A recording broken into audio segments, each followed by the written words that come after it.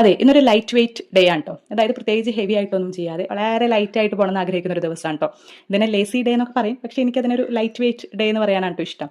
അപ്പോൾ ഇന്ന് നമുക്ക് ലഞ്ചിന് എന്തെങ്കിലും പ്രിപ്പയർ ചെയ്യണം. ഒന്നും പ്രിപ്പയർ ചെയ്യാതിരിക്കാനും പറ്റില്ലല്ലോ.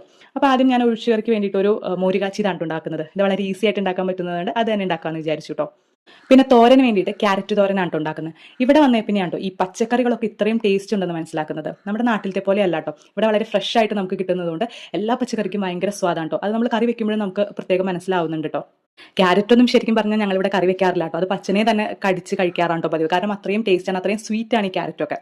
ഇന്ന് പക്ഷേ തോരൻ വെക്കാൻ വേറെ ഒന്നും ഇല്ലാത്തതുകൊണ്ട് ക്യാരറ്റ് തന്നെ എടുത്ത് തോരൻ വെക്കാന്ന് വിചാരിച്ചു. അങ്ങനെ തോരനും വെച്ചു. പിന്നെ കുറച്ച് പപ്പടം കാച്ചാന്ന് വിചാരിച്ചു. പപ്പടവും ഇവിടെ ഡിഫറെന്റ് ആണ് ട്ടോ. ഇവിടെ അപ്പളം എന്നാണ് പറയുന്നത്. അതിന്റെ ടേസ്റ്റും കാര്യങ്ങളൊക്കെ ഭയങ്കര ഡിഫറെന്റ് ആണ് ട്ടോ. ഞങ്ങളിത് ഇതുപോലത്തെ ചെറിയ പപ്പടമാണ് ട്ടോ മേടിക്കാറ്. മോൾക്കൊക്കെ ഇങ്ങനത്തെ ചെറിയ പപ്പടമാണ് ഇഷ്ടം. അതുകൊണ്ട് ചെറിയ പപ്പടമാണ് ഇവിടെ കൂടുതൽ മേടിക്കാറ് ഞങ്ങൾ.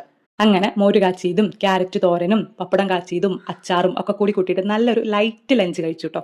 പതിവില്ലാതെ ഞാൻ ഫോണിൽ വീഡിയോ എടുക്കുന്ന കണ്ടിട്ട് മോളും വന്നിരുന്നിട്ട് എന്തൊക്കെയോ ഗോഷ്ടികൾ കാണിക്കുന്നുണ്ട് ട്ടോ. അപ്പോൾ അതൊക്കെയാണ് ഇന്നത്തെ വിശേഷം. ടാറ്റാ. വീഡിയോ ഇഷ്ടപ്പെട്ടെങ്കിൽ ലൈക്ക് ചെയ്യുക, ചാനൽ സബ്സ്ക്രൈബ് ചെയ്യുന്ന കാര്യം പരിഗണിക്കുക ട്ടോ.